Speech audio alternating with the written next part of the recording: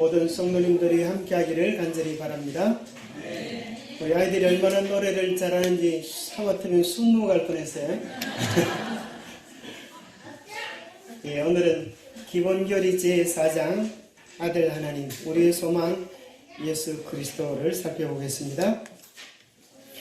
기분 신조의 그 내용에 요약된 것이 한 3페이지 되는데 이렇게 한 페이지로 요약을 했습니다. 여러분 구미교회 카페에도 있고 또 여러분 그 책을 통하여서 또 깊은 부분들을 한번 살펴보시면 좋겠습니다. 같이 한번 읽어보겠습니다. 시작. 영원하신 아들 하나님은 예수 그리스도 안에서 성육신 하셨다. 그분을 통하여 만물이 창조되었으며 하나님의 품성이 제시되었고 인류의 구원이 성취되었으며 세상은 심판을 받는다. 영원토록 참 하나님이신 분이 참 인간 예수 그리스도가 되셨다. 그분은 성령으로 잉태되시고 동정녀 마리아에게서 탄생하셨다. 섬김과 봉사의 삶을 사시고 고난당하시고 십자가 위에서 죽으셨으며 죽은 자 가운데서 부활하시고 성천하사 우리를 위해 하늘 성소에서 봉사하신다. 그분은 당신의 백성을 최종적으로 구원하고 만물을 회복하고자 영광 중에 다시 오실 것이다.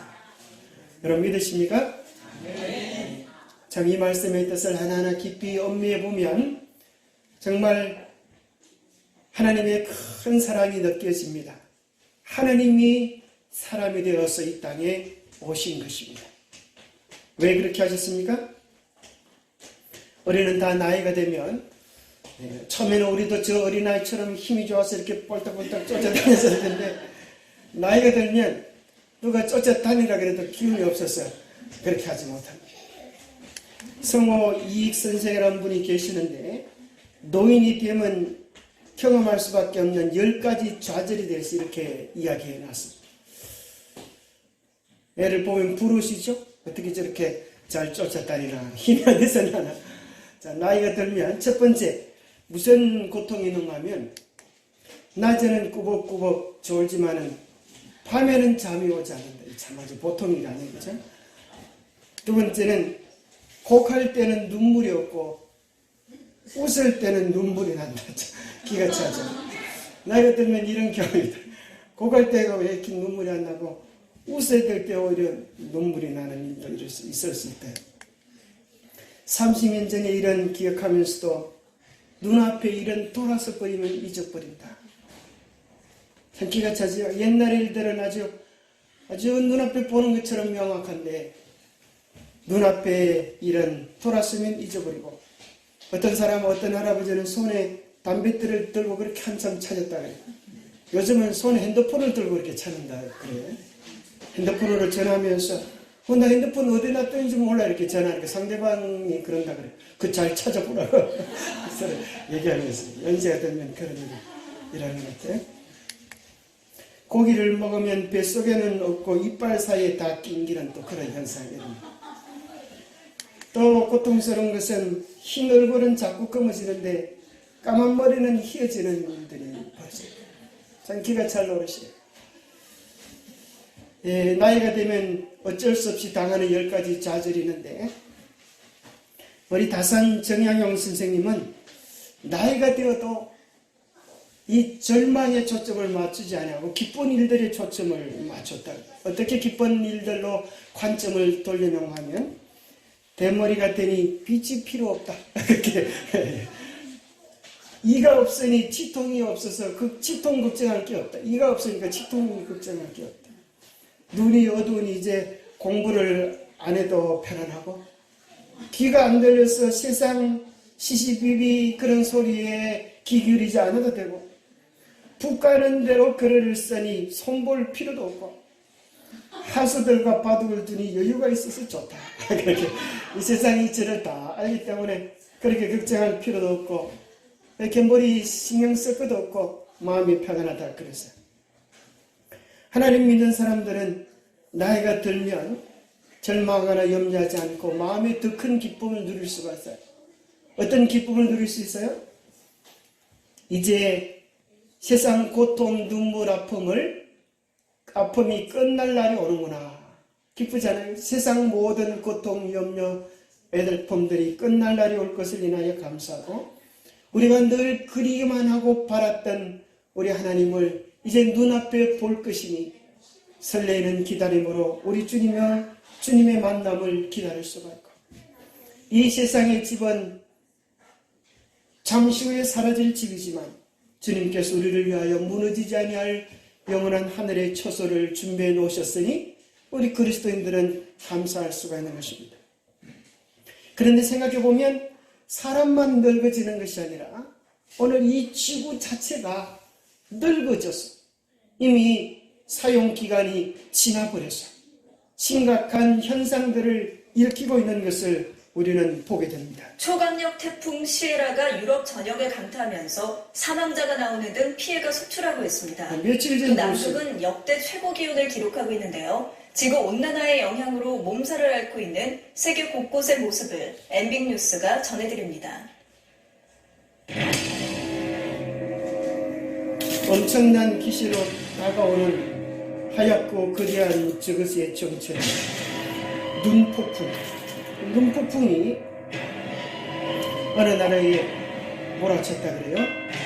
2월 9일 며칠 안 됐죠. 터키 흑해 연안을 겹쳐버리고 또 영국 곳곳에는 길이 얼고 몸이 날아갈 정도의 바람이 불어서 또 한겨울겨 홍수들이 많고 현시 2월 10일 날 스코틀랜드, 네덜란드, 벨기에 시속 150km의 태풍이 휩쓸간 유럽의 모습입니다.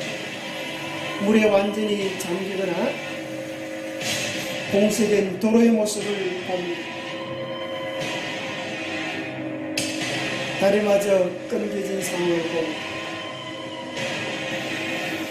또 도로는 싱크홀이 있어서 그냥 구멍이 나서 빠져버리는 차들을 보고 강풍에 휘청거리며 위태로운 비행기의 모습도 보여줍니다.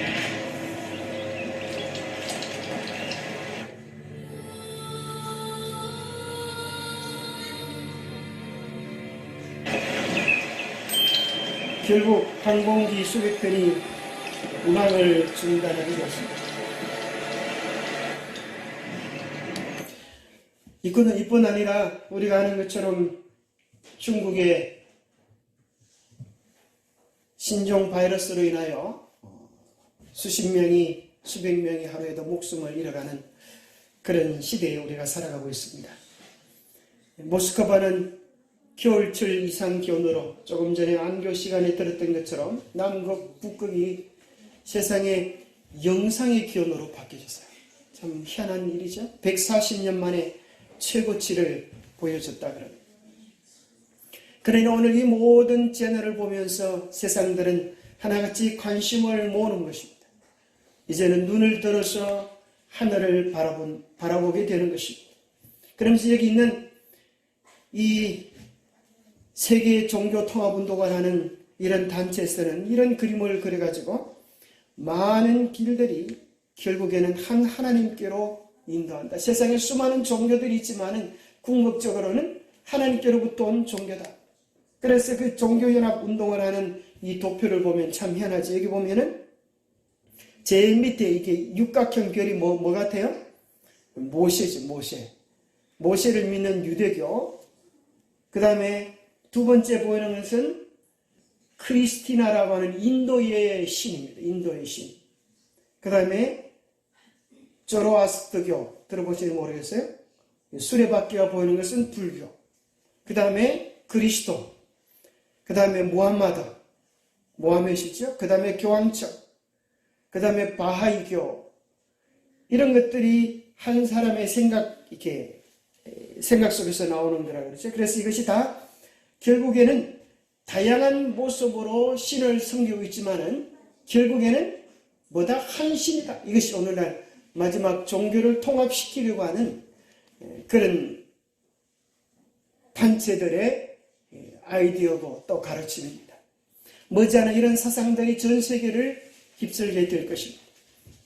이런 재난과 어려움들이 오기 때문에 이제 우리는 모든 종교가 연합해서 하늘의 기우제를 드리자, 한 하나님께 예배하자, 그런 일들이 일어나게 될 것입니다. 마치 어떤 집사님이 코로나를 물리칠 수 있는 좋은 백신을 갖다가 이 단톡방에 올려놨어요. 오늘 이 시대는 100가지 신들이 다 하나로 통한다고 이야기하지만은 성경은 이야기하는 것입니다. 우리에게는 100신이 아니라, 100가지 신이 아니라 유일한 예수 그리스도밖에 없는 것입니다. 왜 오직 예수 그리스도인가? 여기에 대해서 우리가 대답할 거리를 가져야 합니다. 왜 오직 예수 그리스도만이 우리의 소망이신가? 왜 그렇죠? 왜 이것이 다른 신앙과 서로 하나 될 수 없습니까? 첫 번째는 누가 온 우주를 창조하였나? 라고 물어보면 명확해지지 않습니까? 누가 온 우주를 창조하였나? 다른 말로 하면 세상에 어머니가 많아도 나의 어머니는 단 한 분일 수밖에 없는 게 누가 나를 이 땅에 존재했는가? 그것이 누가 나를 존재했는가?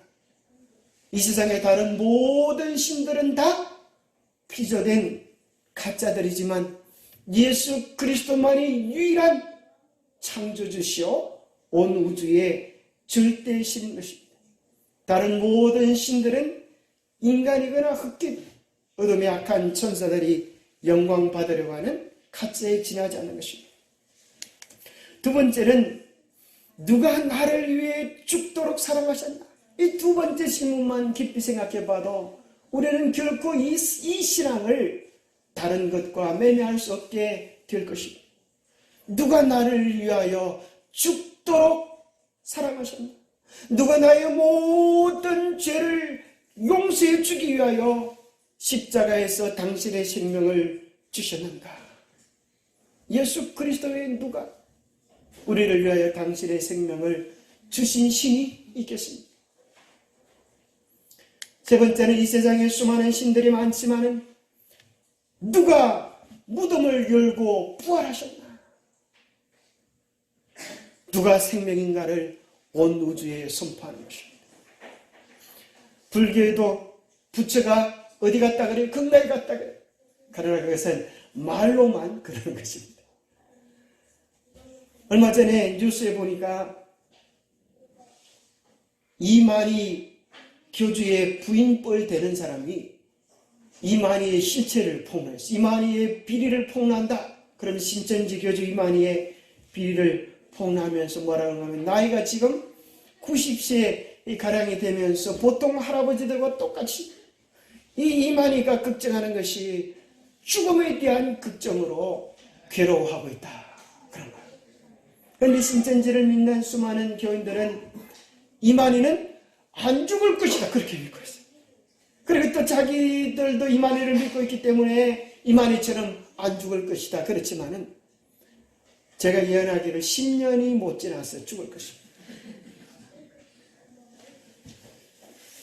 오직 예수 그리스도만이 무덤을 열고 부활하시는 생명 되시기 때문에 이 자리를 대신할 그 어떤 존재, 그 어떤 신이 없는 것입니다. 네 번째는 누가 나를 위하여 하늘에서 기도하고 계신가? 누가 나를 위하여 지금도 애타게 기도하고 계신가? 다른 모든 신들은 헛것인 것입니다. 다섯 번째, 누가 온 우주의 통치자이신가? 명확하지 않습니까? 누가 온 우주의 통치자이신가?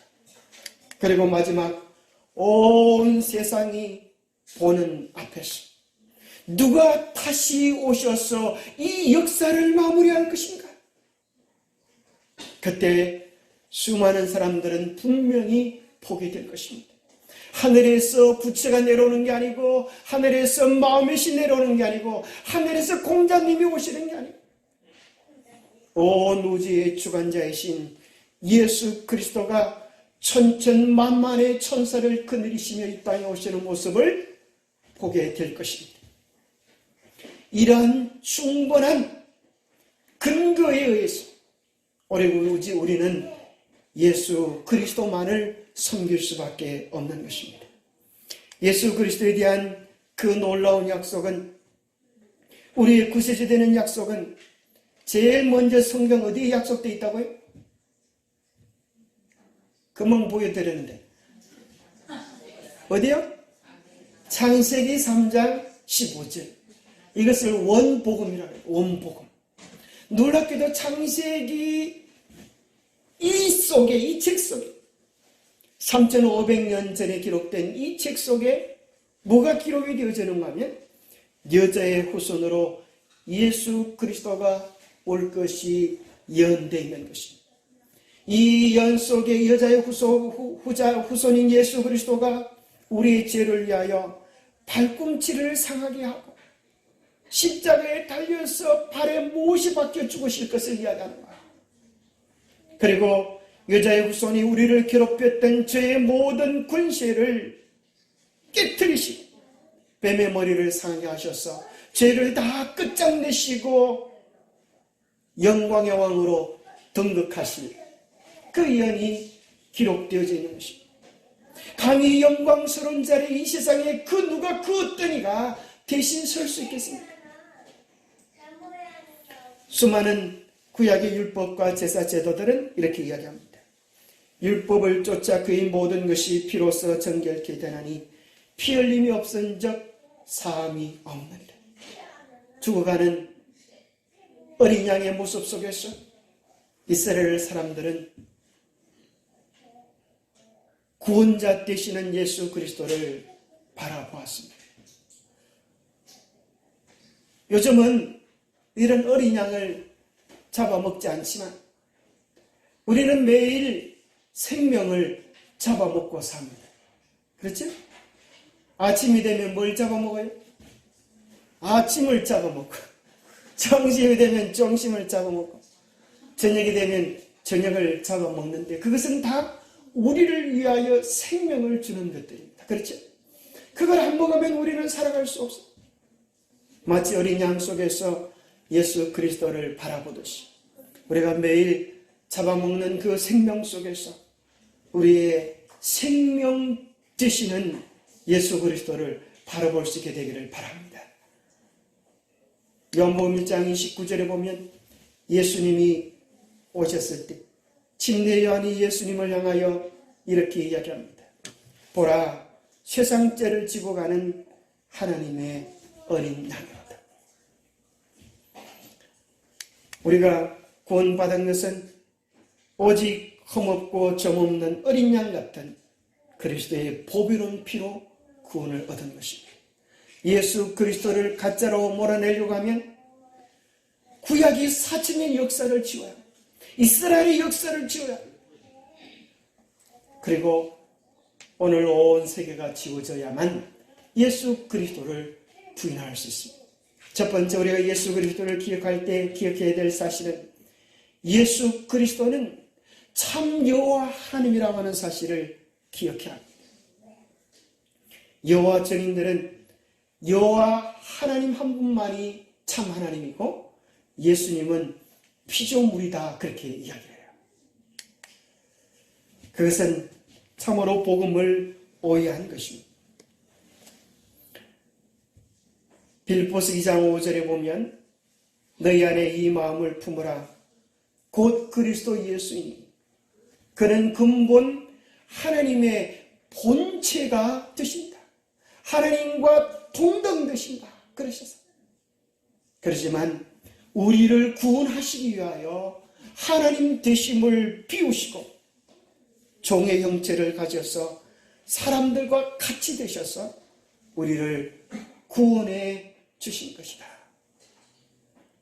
이 엄청난 하나님의 경배하심을 깨닫지 못하고 하나님이 사람이 되니까 그들이 사람으로 깔보는 것은 얼마나 큰 하나님의 사랑을 오해하고 모독하는 것인지 모르는 것입니다. 여호와 증인들에게 신약 성경에 여호와라고 하는 이름이 몇 번 나오나 물어보세요. 그걸 아는 사람이 별로 없을 것 같아요. 여러분에게 한번 물어보겠습니다. 신약 성경에 여호와라고 하는 이름이 몇 번 나와요?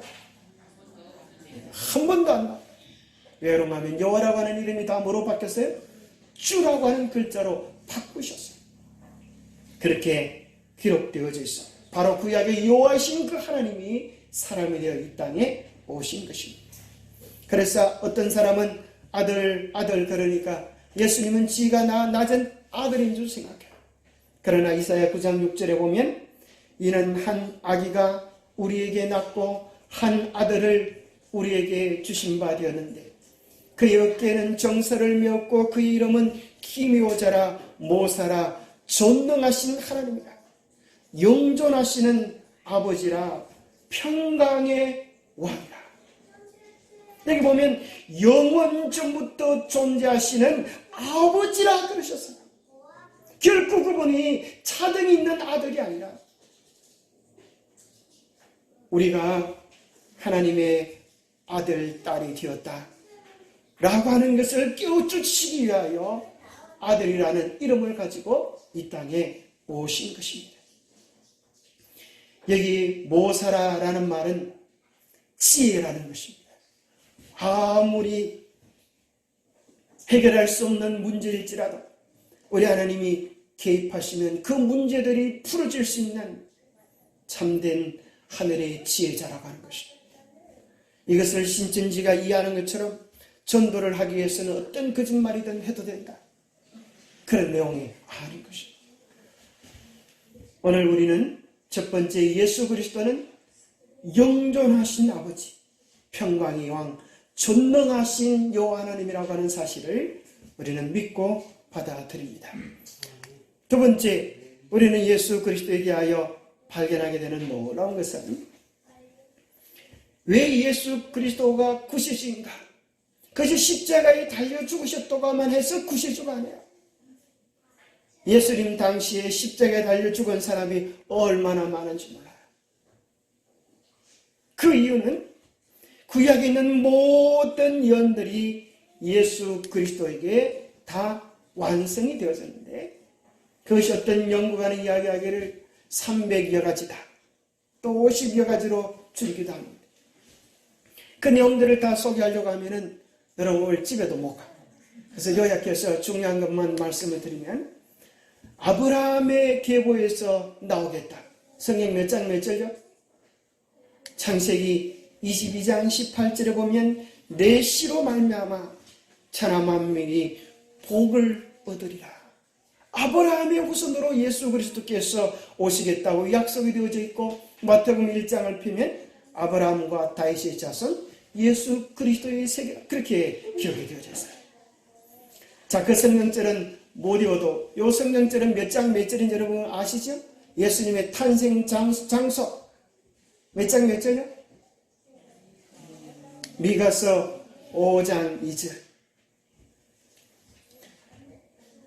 베들레헴 에버라다야 예수님이 탄생 장소를 미리 예언해 놓고 있는 것입니다. 네가 유다 족속 중에 작을지라도 이스라엘을 다스릴 자가 너에게서 나오리라. 그의 근본은 상고의 태초이니라. 영원전부터 존재하신 하나님이 유대 땅 베들레헴에 오실 것이다. 그래서 그 예언을 이루기 위하여 예수님의 어머니 모친 마리아는 어디에 사는데? 나사렛에 사는데 그게 예수님이 탄생하면 족보가 메시아의 족보가 틀리기 때문에 나사렛에서 어디에 와서 예수님을 낳아야 돼요? 유대 땅 베들레헴. 이 거리가 무려 145km나 되는 그 먼 거리. 산모가 이 머나먼 거리를 걸어서 와야 되는 그런 이유가 다 뭐 때문에 그래요? 예수님 메시아에 대한 예언을 성취시키는 거. 만약에 마리아가 아이고 요셉 힘들어서 베들레헴까지 가는 건 안 되겠어. 중들레헴에 좀 내려서 여기서 좀 지내면 안 될까? 나는 중들레헴에 있을 테니까 당신 혼자 베들레헴에 갔다 와. 그랬다가는 무슨 일이 벌어졌어요? 메시아의 족보가 좀 틀 뻔했어요. 여러분 예수님을 우리가 하나님 말씀에 순종할 때 끝까지 순종하게 되기를 바랍니다. 중간에 멈췄다고 하면 족보가 떨어질 뻔했어요. 놀라운 예언의 성취지요. 그리고 예수님께서 이 땅에 나실 때 우리와 다른 족보를 가지고 위로부터 나실 하늘의 족보를 가지고 오실 것이 예언이 되어 있어요. 이사야 7장 14절에 보면 신이 징조를 너희에게 보여줄 것이라. 보라, 누가요? 처녀가 잉태하여 아들을 낳을 것이요 그 이름은 임마누엘이라 하리라. 우리는 다 씨를 가지고 있어요. 그죠? 여러분 무슨 씨? 어떤 사람은 호박씨, 감씨 뭐 그런 씨도 있지만은 여러분들은 김씨, 이씨, 박씨 뭐 그런 홍씨도 있죠. 홍씨 그런 씨들을 다 가지고 있어요. 근데 예수님은 무슨 씨예요? 하늘의 씨를 가지고 오셨어요. 성령으로 잉태하여서 아들을 낳겠다. 그래서 마태복음 1장 18절에 보면 모친 마리아가 동거하기 전에 성령으로 잉태되어졌다. 심지어 예수님이 이 땅에 오셔서 무슨 일을 하실 것인가에 대한 사명이 예언이 되어 있어요. 이사야서 61장 1절과 2절에 보면 내게 기름을 부어서 가난한 자에게 아름다운 소식을 전하게 하려 하십니다. 나를 보내사 마음이 상한 자를 고치시고 포로된 자에게 자유를, 갇힌 자에게 노임을 전파하며 여호와의 은혜의 해와 우리 하나님의 신원의 날을 전파하여 모든 슬픈 자를 위로하시는 역사가 예수님의 사역을 통하여 이루어지셨고, 또 특별히 뭘 통하여? 예수님의 재림을 통하여 실제적으로 이 모든 일들이 이루어지는 것입니다. 그래서 누가는 4장 21절에 누가복음에 저희에게 말씀하시되 이 글이 오늘날 너희 귀에 응하였다라고 말씀하십니다. 그렇게 예수님이 우리를 위하여 아름다운 봉사와 수고를 하셨는데 이스라엘은 하나님의 백성들은 어떻게 했어요? 그분을 거절하실 것이 예언이 되어 있어요. 이사야 53장에 보면 그는 멸시를 받아서 사람에게 실어버린 바 되었으며 간고를 많이 겪었으며 질고를 아는 자라 마치 사람들에게 얼굴을 가리우고 보지 않음을 받는 자 같았소. 멸시를 당하였고 우리도 그를 귀히 여기지 아니하였다.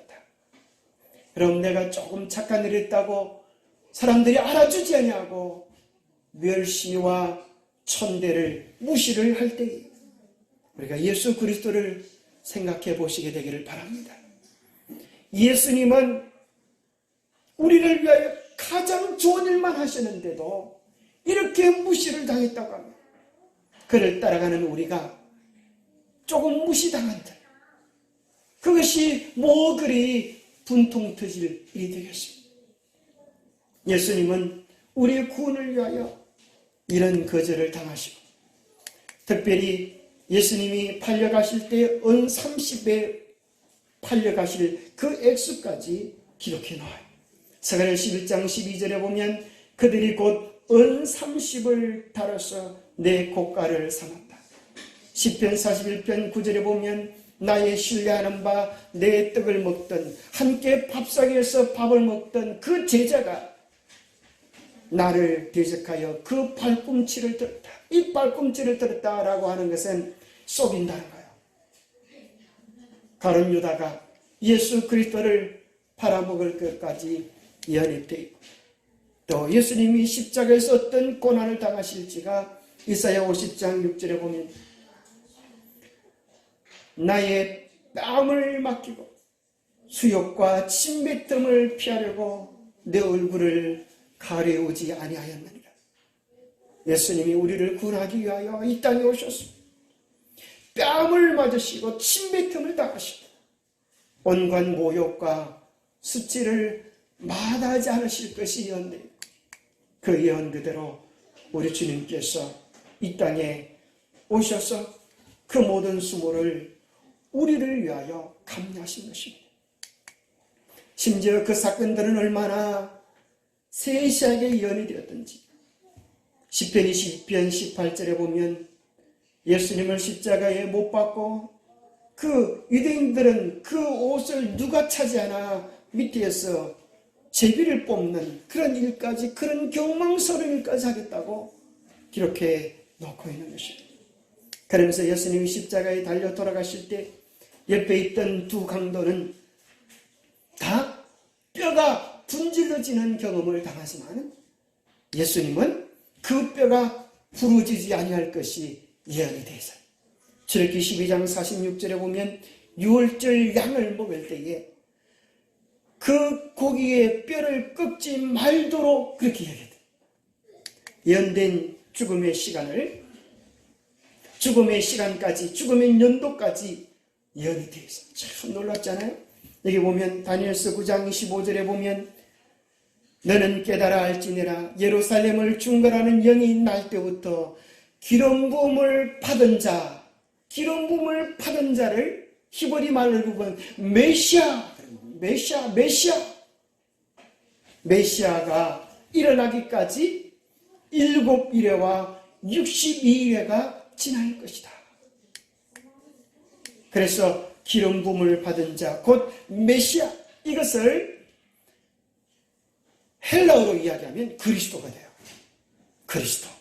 그래서 예수 그리스도 할 때 우리의 믿음의 고백이 되는 거예요. 예수는 그리스도이시다. 이 고백이 예수 그리스도라는 말이에요. 그래서 기독교, 그럴 때 기독교라는 말은 그리스도를 한문으로 음력해서 기독교. 그리스도를 믿는, 메시아를 믿는 교회이다. 그런 거죠. 예언된 메시아의 시간은 언제부터요? BC 457년을 기점으로 시작하여 7일회와 62일회를 지나고 예수님의 침례 받으실 시간, 바로 침례를 받으시는 것처럼 기름 부음을 받으셔서 당신의 사역을 시작하실 일들이 예언되어 있어요. 그러면서 그가 장차 많은 사람으로 더불어 한 일회 동안의 언약을 굳게 정하겠고 그 일회의 절반에 제사와 예물이 폐지되어졌다. 바로 AD 27년에 시작된 예수님의 사역이 그 절반인 31년, 몇 월 며칠요? 몇 월 며칠. 자, 이것이 예언이 되어 있는 거예요. 그게 다니엘서 9장 27절에 보니까 일회의 절반에 제사 예물을 금지할 것이다. 예수님께서 십자가에 달려 죽으심으로 제사와 예물이 이제는 더 이상 필요하지 않냐고 3년 반의 봉사활동을 하신 후에 십자가에 달려 돌아가시고 이스라엘을 위한 은혜 기간이 다시 3년 반이 주어지면서 이스라엘에 대한 은혜가 마치는 것을 발견하게 됩니다. 자, 예언된 죽음의 시간이 언젠가 하면, 자, 이 성경절이 아주 중요합니다. 출애굽기 12장 2절부터 11절에 보면은 이달 14일까지 간직하였다가 1월 14일, 유대력으로 하는 거예요. 유대력, 종교력이 좀 틀립니다. 일반 달력하고. 14일까지 간직하였다가 언제 양을 잡아라? 해질 때에 그 양을 잡고 그렇게 됐어요. 해질 때에. 그러니까 날짜는 몇 월 며칠요? 언제 또 15일이 나와요. 왜? 14일에 간직했다가 해질 때에 잡아. 해질 때가 다음 날이 아니고 그날 잡아. 14일. 시간을 알고 보면 오후 3시. 자, 미국에는 13일은 무서운 날이다. 13일 금요일 그런 소리 들어봤어요? 온통 귀신들이 나타나는 날이 이 날이다. 그렇게 무서운 얘기인데, 근데 사실은 13일이 아니고 무슨 금요일이에요? 14일이 금요일. 성경 출애굽기 이걸 기억을 확실하게 하기 위해서 14일의 금요일 날 예수님이 십자가에 달려 돌아가세요. 그리고 예언된 자 어린 양을 취해라. 바로 예수 그리스도, 젊은 예수 그리스도, 흠없고 점없는 모습. 그래서 한참 젊은 30, 그죠? 예수님이 33세에 돌아가시는 거죠. 흠없고 점없는 어린 양을 잡아요. 죄 없는 품성을 뜻하고 1년 된 수컷을 잡아라. 이것을 이제 양이 가장 활기찬 때가 1년 된 그때라. 1년 된 수컷, 바로 남자로 오실 예수 그리스도. 양을 잡아서 피를 어디다 발라라고요? 그냥 문설주가 아니에요. 문 좌우 설주. 문 설주, 이 사람 이름 같은데. 그러니까 문좌우설주. 자, 문좌우설주의 발음이 이렇게 이런 모양이 돼요. 그 다음에 가운데 보면 임방에 바르고, 임방에 임하, 임. 여기 임하. 가운데에 바르면 무슨 모습을 얘기해줘요? 십자가의 모습. 예수님이 십자가에 달려 죽으실 것이 출애굽기 12장에 연되어 있어요. 그리고 그 시간을 이야기하기를, 자, 뼈를 꺾지 말고 그 예언이 이루어졌고, 자, 죽음의 시간이 여기 뭐라고 나오냐면 14일 간직하였다가 해질 때에, 자, 일과 때가 나와. 날짜와 시간이. 자, 그러면 이 시간은 구체적으로 언제인가? 예수님이 실제적으로 마태복음 16장 2절에 보니까 6월절이라 그랬어요. 6월절. 인자가 십자가에 못 박히기 위하여 8일이라. 예수님이 6월절 양으로서 돌아가실 것이 예언되어 있어요. 그래서 니산을 14일, 1월 14일. 그러면 시간은, 자, 여기 저녁이라고 표현되는데, 해질 때라고 표현되는데, 이 원문의 뜻은 두 저녁 사이라는 뜻이에요. 두 저녁 사이. 저녁과 저녁 사이. 자, 요걸 여러분 좀 기억하세요. 지금 머리 숙이고 잠수하고 계신 분이 몇 분 계신데. 자, 올라오세요. 자, 여기 보면은 이스라엘 사람들은 저녁, 그러면 뭐부터 저녁이라고 생각하면 낮 12시, 하루를 24시간, 낮 12시가 저녁. 왜 그런가 하면 해가 공중에 있다가 떨어지기 시작하니까 이것이 저녁이 시작이다 생각한 거야. 그 다음에 오후 6시를 해가 쏙 들어가는 거지. 어두워지니까 그것이 이제 저녁이다. 이 두 가지 저녁. 그래서 해질 때라는 말은 이 두 저녁 사이 몇 시예요? 15시. 오후 3시예요. 아주 중요한 거예요. 그래서 바로 예수님이 돌아가실 때 마태복음 27장 45절에 보니까 제9시가 몇 시예요? 9시는 소가 음식을 먹는 소 9시를 얘기하는 게 아니고, 이 9시는 9시도 아니고 뭐예요? 유대력의 시간을 우리 시간으로 바꾸려고 하면 더하기 6을 해야 돼요. 더하기 6. 그럼 몇 시가 되는 거예요? 바로 정확하게 15시가 되는 거예요. 그래서 여러분이 현대인의 성경이나 이런 성경에 보면은 바로 오후 3시에 이렇게 기록되어 있어요. 그러니까 실제적으로 예수님이 돌아가시는 그 시간도 정확하게 오후 3시에 연월 일시가 정확하게 돌아가면서 예수 그리스도의 메시아 되심을 선포해주고 있는 것입니다. 얼마나 명확한 것입니까? 그리고 예수님의 부활에 대하여 시편 16편 10절에 이야기하기를, 내 영혼을 엄부에 버리지 아니하시며 주의 거룩한 자로 썩지 않게 하실 것입니다. 사도행전 2장 31절에는 그 구절을 인용하시면서 육신의 썩음을 당하지 아니하고 부활했음에 대한 그 예언을 이야기하면서 베드로가 예수님이 부활하셨음을 선포해 주고 있습니다. 그래서 예수님은 온 우주에 선포하기를, 나는 부활이요 생명이니 나를 믿는 자는 죽어도 살겠고 무릇 살아서 나를 믿는 자는 영원히 죽지 아니하리라. 이것을 네가 믿느냐? 여러분 믿으십니까? 여러분은 죽어야 안 죽어요? 그래도 죽는다 그래. 이런 믿음이 없는 백성들. 자, 여러분 죽어야 안 죽어요? 여러분은 잠잘 뿐이에요. 이걸 잘 구분해야 돼요. 우리는 죽지 않아요. 잠잘 뿐이에요. 그죠? 잠시 잠을 잤다가 우리 주님 오실 때에 일어날 것이죠. 그래서 믿는 자들에게 이제 죽음은 죽음이 아니라 뭐예요? 잠이에요. 참이 얼마나 감사한 일입니까? 잠은 달콤한 것입니다. 오늘 우리 주님께서 말씀하신 나를 믿는 자는 영원히 죽지 아니하리니 이것을 믿느냐? 우리가 주님을 믿기 때문에 우리는 죽지 않을 것입니다. 잠시 잠은 잘 수 있을 것입니다. 그러나 우리 주님 오시는 그날에 죽은 자는 시간 가는 걸 몰라요. 그렇죠? 눈 뜨면 아침. 우리가 죽는 그 시간이 곧 무슨 시간이에요? 예수님이 재림하시는 그 시간이 되기를 바랍니다. 어떤 사람은 황금도둑을 너무 좋아해가지고 눈 뜨면 황금도둑이 보인다. 그러니까 어떻게 된 거예요? 우와, 황금도둑이다 할렐루야입니까? 다시 죽어야 돼요. 소용없어요. 그건 예수님 삼림 때 삼. 그래서 우리는 자나깨나 누구를 봐야 돼요? 황금도성보다도 뭘 봐야 돼요? 예수님을 봐야 돼요. 자, 예수 그리스도는 메시아로 이 땅에 오셨는데 메시아라고 하는 이름 속에 기름 부음을 받은 것 속에 세 가지 뜻이 있다. 누가 기름 부음을 받는가? 세 가지, 세 직분을 가진 분이 기름 부음을 받는데 첫 번째는 누가 기름 부음을 받는다? 자, 왕이 기름 부음을 받는다. 또 제사장이 기름 부음을 받고 또 선지자가 기름 부음을 받는다. 참 여러분들 아주 공부를 잘하세요. 자, 첫 번째는 선지자로서의 그리스도. 신명기 18장 18절에 보면 모세가 이야기합니다. 너와 같은 선지자 하나를 일으키겠다.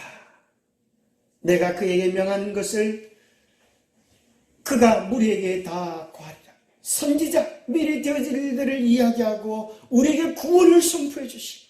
내가 길이요 진리요 생명이라고 말씀하시는 예수 그리스도. 하늘의 비밀을 선포해 주시는 예수 그리스도의 사역을 선지자라고 이야기하고 계세요. 두 번째, 선지자 중에 참 선지자. 두 번째는 제사장. 자, 오늘날 많은 사람들이 뭘 잘 안 믿는가 하면 하늘의 조사 심판에 대한 사역을 잘 합니다. 왜요? 그게 좀 겁이 나니까 말이에요. 그게 좀 겁이 나니까 썬 거는 싫고 단 것만 삼켜요. 그런데 우리가 예수 그리스도의 제사장직을 바로 이해하면 그것을 인정할 수밖에 없어요. 조사심판을 구현하는 사람들에게 2300주야를 설명해 보시오. 그렇게 하면 설명할 수가 없어요. 왜 그러면 예수님의 제사장 사역 속에 뭐가 들어가는가 하면 사역의 그 7 제도 중에 7대 절기 중에 뭐가 들어가요? 대속죄가 들어가요. 대속죄. 바로 그것이 조사심판의 절기인 것입니다. 살피시는, 죄를 살피는 것. 시편 110편 4절에 보면 여호와는 맹세하고 변치 아니하시리라. 이르시되 너는 멜기세덱의 반차를 쫓아 영원한 제사장이라 하셨도다. 예수님은 레위 지파가 아닌데 왜 제사장이 되는가? 바로 멜기세덱의 반차를 쫓아서 유다 지파이지만 자, 제사장이 되시는 거예요. 그래서 예수님의 지상 제사장의 사역을 지상 봉사를 통하여서 예수님은 제사장이 되시면서 어린 양의 피로 가지고 주님께 나아가신 것이 아니라 당신의 보혈을 가지고 성소에 들어가셔서 우리를 위한 온전한 제사장이 되어주신 것입니다. 그들 뿐 아니라 우리가 예수님의 제사장 사역을 통하여 기억해야 될 사실은 예수 그리스도는 지금 하늘 제사장으로서 우리의 죄를 위하여 중보하고 계시는 것입니다. 이 하늘 예수 그리스도의 제사장직을 바로 이해야만이 예수 그리스도가 지금 무엇을 하고 계시는지를 알게 돼요. 오늘날 수많은 교회에서는 마리아와 요셉이 예수가 자기 곁에 있는 줄 알고 며칠을 갔어요? 하루 길을 가다가 뒤돌아보니까 예수가 없어요. 그래서 예수를 발견하지 못한 것입니다. 그러나 어디에서 그 예수를 만나요? 성전에서. 우리가 잃어버렸던 예수 그리스도를 우리는 하늘 성전에서 만나게 되는 것입니다.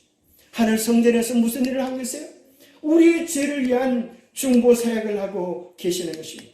그래서 하늘을 준비하는 백성들에게 필요되는 딱 한 가지는 뭐예요? 우리의 옷을 정결케 하는 것입니다. 흰 세마포를 준비하는 것이 마지막 시대를 살아가는 백성들의 가장 중요한 필수 요건이 되는 것입니다. 예수 그리스도가 지금 무슨 일을 하고 계시는지를 이해하면 우리가 무엇을 해야 할지를 알게 되는 것입니다. 자기를 힘입어 하나님께 나아가는 자들을 온전히 구원하실 수 있나니 이는 그가 항상 살아서 저희를 위하여 간구하십니다. 예수 그리스도가 우리를 위하여 간구해 주고 계시기 때문에 그분의 간구의 은혜가 내려질 때에 우리는 우리가 알고 있는 죄를 주님께 나아가서 가지고 가서 참된 회개를 경험합니다. 참된 회개를 경험할 때에 예수님과 우리의 관계 사이에 막힘이 없는 참된 하늘의 평화를 경험하는 거예요. 예수님이 나를 이렇게 사랑하시는구나 하는 사실을 가슴으로 점이며 경험하는 그 순간 우리 안에 천국이 영생이 시작되는 거예요. 마지막 예수님의 사역이 뭐라고요? 왕 예수 그리스도. 언제 예수님이 우리의 왕이 되시는가? 시편 103편 19절 여호와께서 그 보좌를 하늘에 세우시고 그 정권으로 만유를 통치하시도다.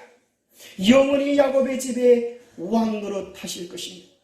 첫 번째, 예수 그리스도는 우리의 마음의 왕이 되셔야 돼요. 예수 그리스도는 우리의 생애의 왕이 되셔야 돼요. 내 마음의 왕이 되소서. 내 마음의 통치자가 되어 주십시오. 이것이 우리가 아침마다 드려야 될 기도입니다. 주님, 내 삶을 주님께 온전히 드립니다. 나를 통치해 주십시오. 그럴 때 우리의 마음 안에 천국이 이루어지는 거예요. 그 천국을 무슨 천국이라 그래요? 은혜의 천국, 은혜의 왕국이 이루어지는 사람은 뭘 경험하게 되는가 하면 영광의 왕국이 실제로 있겠구나 하는 사실을 확정합니다. 그래서 성령께서 그 사람 마음속에 이야기하기를 너는 하나님의 아들이다. 그것을 깨닫게 주신다 그랬어요. 그래서 그것을 성령의 인침을 받는다 그랬어요. 왕이라고 하는 것은 우리에게 뭘 얘기해 주는가 하면 영광의 왕으로 다시 오실 예수 그리스도의 왕권을 선포하는 거야. 이 땅에서의 왕이 아니야. 헤롯은 착각을 해서 이 땅의 왕인 줄 알고 2살짜리 아이를 다 죽였지만 예수님이 원하신 것은 이 땅의 왕이 아니야. 이 땅의 왕이 되시려고 하면 예수님은 얼마든지 되실 수 있으시죠. 그러나 예수님은 온 우주의 왕으로서 영원한 왕으로서 이 땅에 다시 오실 것입니다. 다니엘서 7장 24절에 이야기하기를 나라와 권세와 온 천하 열국의 위세가 지극히 높인 자의 성민에게 붙임받으리니 그의 나라는 영원한 나라이라 모든 권세 있는 자가 다 그를 섬겨 복종하리라. 자, 나라와 권세와 온 천하의 열국의 위세가 누구에게 온다고요? 누구에게? 예수 그리스도의 성민이에요. 성민이네, 성민이. 성민이는 잘 뜻했네. 그러니까 성민에게 붙임받으리니 얼마나 놀라운 영광입니까? 그죠? 예수 그리스도가 왕이실 뿐 아니라 예수 그리스도를 왕으로 모시는 성민이는 뭐가 되겠다? 하늘의 왕이 되겠다. 그래서 예수님 뭐라고 하면 너희도 하늘에서 얼마 동안요? 세세 무궁토록 왕노릇하리라. 아멘 아닙니까? 얼마나 놀라운 것입니까? 세세 무궁토록 예수 그리스도를 왕으로 섬기는 자들, 그들도 왕의 권세를 누리게 될 것입니다. 성경에서 믿음이라고 하는 그 단어는 맡긴다라고 하는 동사에서 왔다는 거야. 내 삶을 맡기면 누가요? 하나님께서 우리를 견고케 주시는 것입니다. 이 세상에는 두 가지 믿음이 있어요. 하나는 귀신의 믿음. 내 하나님은 한 분이신 줄 믿느냐? 잘하는도다. 귀신들도 믿고 떠는. 여러분 하나님이 계신 줄 믿으십니까? 그 믿음은 귀신들도 있어요. 오히려 여러분보다 누가 믿음이 더 좋아? 그 믿음에 대해서는 귀신들이 더 좋아. 왜 그래요? 자기들이 보았기 때문에. 귀신도 귀신같이 믿어. 자기들이 보았어요. 자기들이 보며 삽니다. 그러나 그 믿음은 구원에 이르지 않아요. 왜요? 맡기지 않으니까. 자기의 삶을 주님께 맡기지 않으니까. 맡긴다고 하는 것은 뭐 하는 것입니까? 우리의 마음을 비우는 거예요. 우리의 마음을 비워서 주님께 드릴 때 주님은 우리 안에 들어오셔서 당신의 일을 하시는 것입니다.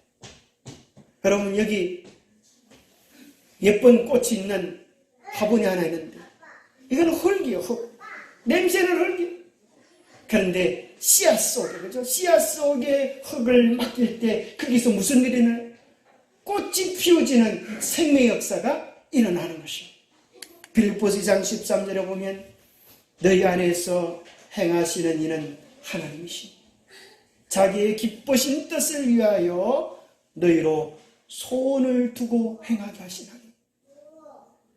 우리가 우리 마음을 주님께 드릴 때 우리 안에서 하나님께서 역사하셔서 하늘의 역사를 우리 안에 이루어지게 해 주실 것입니다. 믿음은 우리를 맡기는 것입니다. 우리의 세계를 맡기고 우리의 마음을 맡기고 아침마다 우리의 시간을 주님께 드려서 우리 안에 하늘의 역사가 이루어지는 경험을 우리가 매일 경험할 수 있게 되기를 간절히 바라며 말씀 마칩니다.